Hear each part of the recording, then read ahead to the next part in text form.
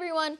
So as Jacob just said, my name is Rebecca Syme. I'm a junior over at UConn, and I major in natural resources and the environment. And we're going to talk about sulfur today. If you want to go to the next slide. So just a little background on sulfur in our soils. Sulfur is an essential nutrient. It's a secondary macronutrient. So behind N, P, and K, which are your primary macronutrients, sulfur is your next most important. And it plays a really important role in plants. So as you can kind of see right in that graphic right there, it's a component of many amino acids, plays an important role in photosynthesis, and it also is an important element in helping the symbiotic nitrogen fixation for legumes. So when sulfur is in the soil, it's primarily being taken up in the form of sulfate, which is an anion. So it's a negatively charged ion. So in the soil, anions are held on the AEC, which is the anion exchange capacity, and cations, which are positively charged ions, are held on the CEC, which is the cation exchange capacity. So in the soil, the CEC is stronger and the AEC is a little bit less strong, so sulfates are easily leached out of your soil because once again, they're just not as held as strongly in your soils. So the sulfur cycle is going to be a kind of important thing to understand for this presentation. There's three main components, three main reservoirs, which is going to be the atmosphere, water, and soil. And the biggest way that sulfur is getting into the atmosphere is through the combustion of fossil fuels, whether it's when you're driving your car, the combustion just from your diesel or your gas getting into there, or even just from different plants, just so the burning of it. So it's going to go up into the atmosphere as sulfur dioxide, which is SO2, or H2S, which is hydrogen sulfide. When it's in the atmosphere, which is one of our main reservoirs, it's going to get back to our Earth through dry deposition or wet deposition. And wet deposition, which we're going to talk about a little bit more later on, is forms of acid rain or snow or even fog. So when it's raining, the sulfur is coming down in that water droplet, and then it's getting into our water and our soils. So when it's in our waters, we're irrigating and it's raining. That's how it's going to get back into our soils, into our plants. And also, once again, if it's raining, it's obviously going to be raining on the soil, so it's getting in there as well.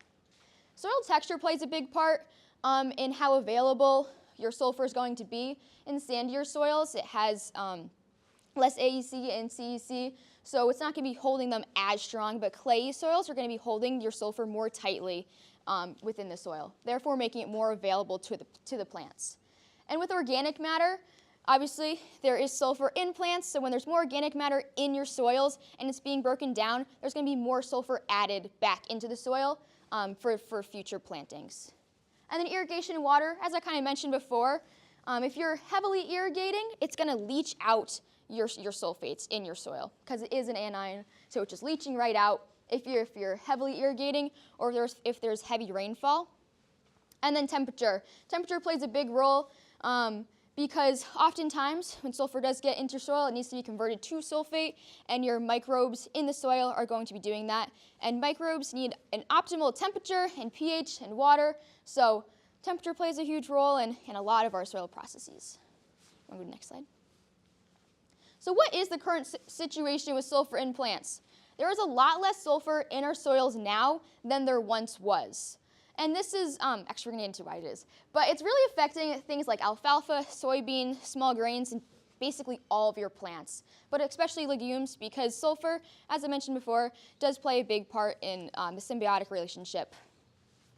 And Penn State did a study here. They tracked sulfur in their soils for 15 years, and after 15 years, they saw about a 50% reduction in time, and that was just from 2004 to 2019. So as you can see, I mean, Penn State is obviously Pennsylvania, so it's in the more eastern region of America. Go to the next slide. So sulfur deficiency in plants, what does that look like? So it is an immobile nutrient, which does anybody here know what an immobile nutrient is and wants to say? It's okay if you don't. Okay, so an immobile nutrient is a nutrient in a plant that does not move to the new growth. So it's going to be showing up in your older growth. So as you can see in this slide, which maybe you can't see it super well, you see little patches of yellow. So that's chlorosis. And this causes chlorosis because sulfur, it helps make up the chlorophyll in the plants. So the little patches are showing your sulfur deficiencies. And even in this bottom picture right here, the corn leaf on the left is a lot more yellow than the corn leaf on the right, and that's evidence of a sulfur deficiency. And availability plays a huge role in this. Once again, if it's being leached out of your soils or going out of that root zone, it's not going to be able to be taken up. And if you don't have your optimal kind of temperatures or availability, the plant's just unable to take it up, and you're going to start seeing those yellow splotches, and that's going to make your plant less efficient because it cannot photosynthesize as well. You want to go to the next slide? So why has this been happening? Primarily the Clean Air Act of 1970, which was amazing. Obviously, we love the Clean Air Act. It got rid of a lot of pollutants in our environment, helped clean up our atmosphere, and that is amazing. However, we did start seeing a reduction in sulfur in our atmosphere, and therefore a reduction in our waters and our soils. So there was around an 80% reduction of sulfur dioxide in the Northeast and a 54% reduction in the western part of our country from 1985 to 2017. And we can also contribute to the reduction to more rules and regulations within the government. So now in diesel, we have ultra low sulfur diesel, but in the past, our diesel was full of sulfur. So when people were driving, there was a lot more getting back up into the atmosphere. So once we started cleaning up our environment, which is obviously great for us, we did see a reduction. We also have higher yielding cultivars in our fields that we are planting. So when farmers go out, they're able to take more of that plant and use it and put it to use. So there's less of that plant being added back into the soil.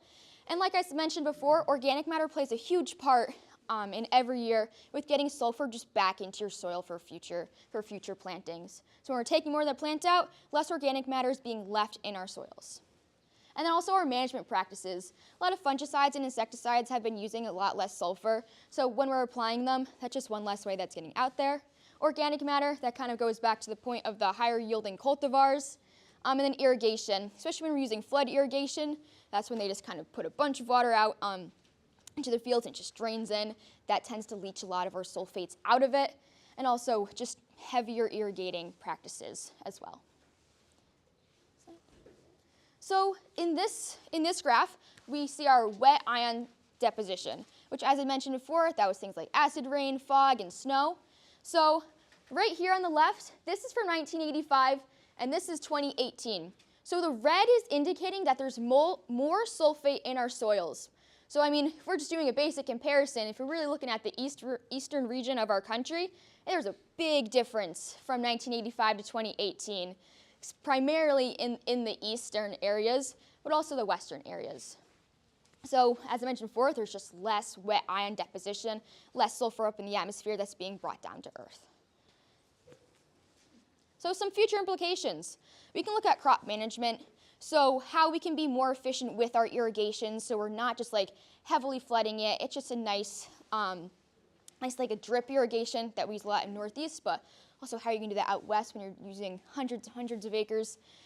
So different crop management strategies like that. And also soil tests. When farmers get their soil tests back, they need to understand what's going on with them. If they see that they have low sulfur in their soils, they're going to have to kind of be able to figure out, all right, now what do I have to apply and have to add back in to my soil, whether that be just adding more organic matter or what fertilizer applications they're applying. And also yearly applications of fertilizer. Right now, we primarily apply nitrogen yearly. However, if we're seeing less sulfur, we may have to start applying sulfur yearly as well. And that can also just be an easy thing done with different fertilizer decisions. So over here we have a couple different options. Gypsum, poultry litter. This AMS is ammonium sulfate and elemental sulfur. And then obviously there's an untreated, because this was just a study that was done. But you can see that there's just different options. So ammonium sulfate, ammonium is nitrogen. So we can start applying ammonium sulfate, and that gets your nitrogen and your sulfur in there all at once. Poultry litter and also other manures, that is organic matter. So you're getting organic matter, which obviously has plenty of other benefits to our soils as well, but also will be applying sulfur for all of your crops.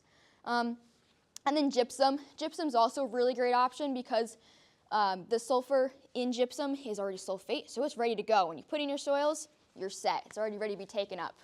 And then elemental sulfur, That one is not as common, but it still can be used. But you need soil microbes to really be able to convert this over to sulfate so it can be taken up. Sounds a little bit trickier, but you just kind of got to look at your options when you are going to be applying your fertilizers. And then you also have to keep an eye on pH. So sulfur does tend to acidify your soils. So if you are applying it yearly, you really just got to watch out for your soils, for your pH. And that can even go back to soil tests. Just keep an eye on it, test yearly, and really look at your results. Thank you. Are there any questions from anybody? It's okay if there's not. Yes?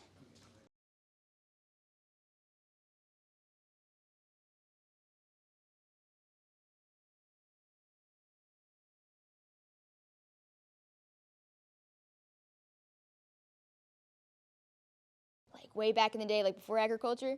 Or like, that's a really good question.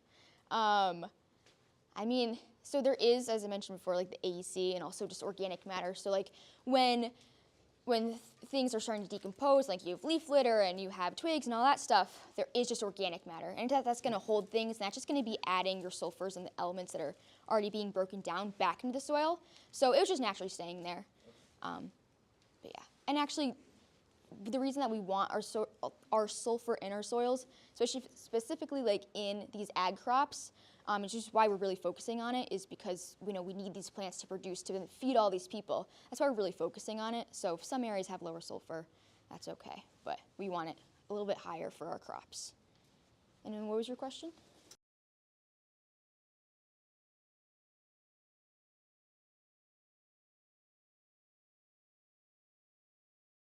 Yeah, 100%. So the CEC, which is the cation exchange capacity, that's going to be a more common thing to like learn about. You don't really tend to talk about the AEC, which we'll get into.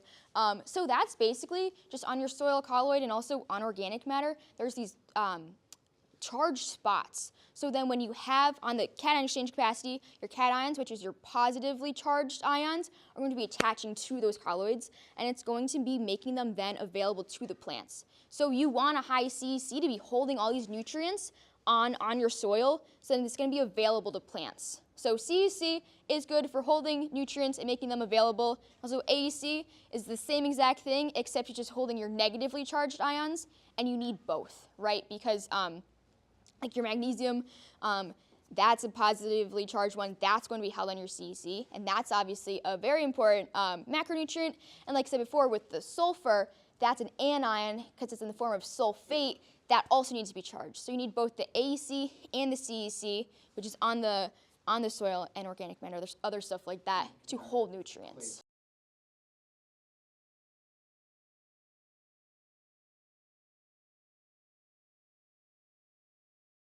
Yep. Yeah. So your finer textured, so like your clay soils are going to have more of a CEC, and then your sandier textured soils are going to have less of a CEC. Any other questions or clarifying questions on that?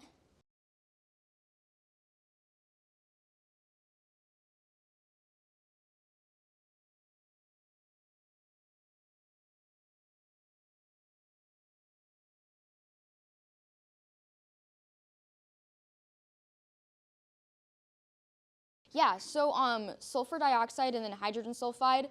So hydrogen sulfide is really easy to turn into acid rain, and obviously we don't want acid rain. That's acidifying our water, it's acidifying our soils, it's acidifying a lot of things, which has negative effects. And then sulfur dioxide, you can correct me if I'm wrong, I'm sorry about that one. I believe it is a pollutant up in the atmosphere that we just don't want. So it's definitely good that we are cleaning these up. There just is that little side effect. So it's good we're cleaning up the pollutants and also the other other chemicals up in the atmosphere, because then those could have effects and turn into acid rain and things like that. So I don't know if that answered your question. Sorry. Okay, any other questions?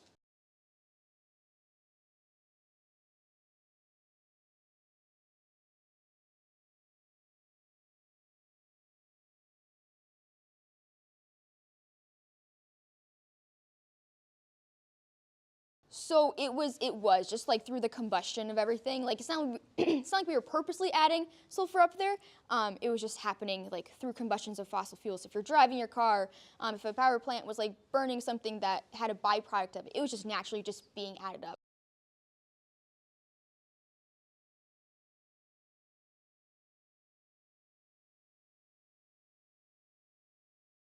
Yes, yeah. We weren't trying to put it up there. It was just naturally, not naturally, but just happening through the actions that we were doing. Anything else? Cool. Well, thank you guys.